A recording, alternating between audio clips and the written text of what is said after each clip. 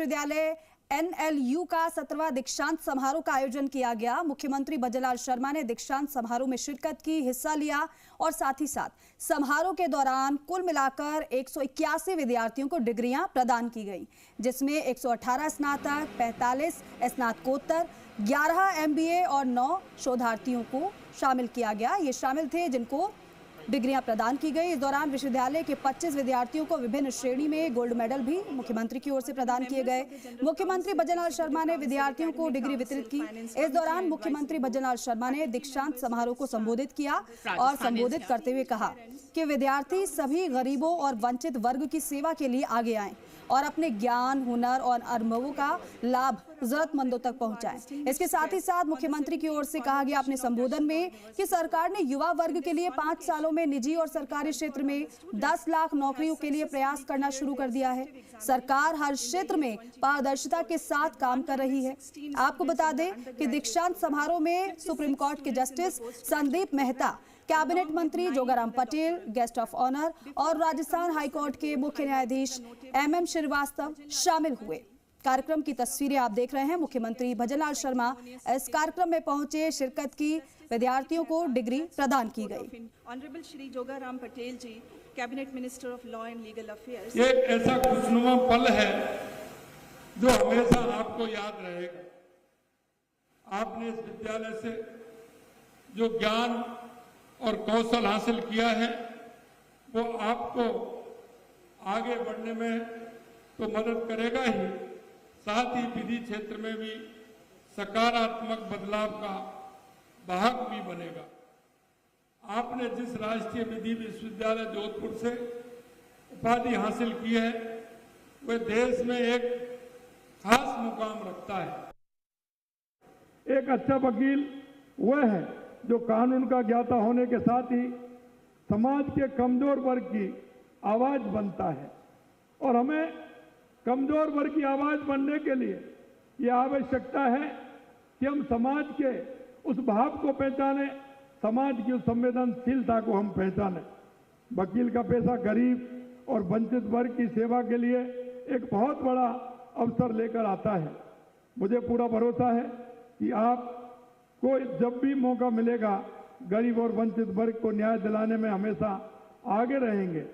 आप उस पेशे से जुड़े हैं जिसने अनेक महान राष्ट्र निर्माता दिए हैं। हमारे संविधान के निर्माण में भी वकीलों की महत्वपूर्ण भूमिका रही है। हमारे संविधान के मुख्य शिल्पी बाबा साहब भीमराव अंबेडकर भी वकील थे। उनके द्वारा दिए गए भारत के संविधान के लिए हमारा राष्ट्र उनका ऋणी है। तो देखिए, मुख्यमंत्री भजनलाल शर्मा का संबोधन आपने सुना। मुख्यमंत्री ने विद्यार्थियों को संबोधित किया। समारोह में 25 विद्यार्थियों को गोल्ड मेडल प्रदान किए गए। विद्यार्थी गरीबों, वंचित वर्ग की मदद के लिए आगे आए, मुख्यमंत्री ने कहा। और साथ ही साथ ये भी युवाओं को मुख्यमंत्री की ओर से आश्वस्त किया गया है कि आप चिंता मत करिए, नौकरियां अपार हैं और भी संभावनाओं को हम आपके लिए तलाश रहे हैं। क्योंकि प्रदेश के मुख्यमंत्री बनने के बाद ही मुख्यमंत्री भजनलाल शर्मा ने ये कोशिश लगातार की है कि युवा वर्ग को किसी भी प्रकार की परेशानी ना होकर बल्कि रोजगार उनको उपलब्ध कराया जा सके। मुझे भरोसा है आप अपनी शिक्षा और कौशल से समाज में सकारात्मक बदलाव लाने का काम करेंगे। आप तो भारत की महान न्याय परंपरा के वाहक हैं।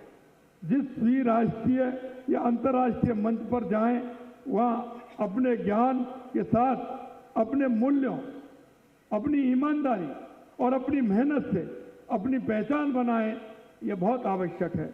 हमारी न्याय व्यवस्था हजारों वर्ष पहले भी दुनिया में अपनी एक विशिष्ट पहचान रखती थी। हमारी न्याय व्यवस्था का मूल में यह था कि किसी भी पीड़ित के साथ अन्याय ना हो और हम सभी को न्याय मिले। आज हमारे यहाँ न्याय का शासन सुनिश्चित करने के लिए दुनिया का सबसे बड़ा लिखित संविधान है। समय समय पर नए कानून बन रहे हैं और जरूरत के मुताबिक संशोधन भी हो रहे हैं। हाल में हमारे यशस्वी प्रधानमंत्री श्री नरेंद्र मोदी जी के नेतृत्व में केंद्र सरकार के प्रयासों से 3 नए आपराधिक कानून लागू हुए हैं। 1 जुलाई 2024 से भारतीय न्याय संहिता भारतीय नागरिक सुरक्षा संहिता और भारतीय साक्ष्य अधिनियम के रूप में 3 नए प्रभावशाली कानून लागू किए गए हैं। हमारी सरकार देश में गुणवत्तापूर्ण शिक्षा के लिए भी प्रतिबद्धता से काम कर रही है। हमें शिक्षा और अवसरों के बीच एक ऐसा सेतु बना रहे हैं जो समावेशी और सर्वांगीण विकास की दिशा में नई ऊंचाइयों तक पहुंचाए।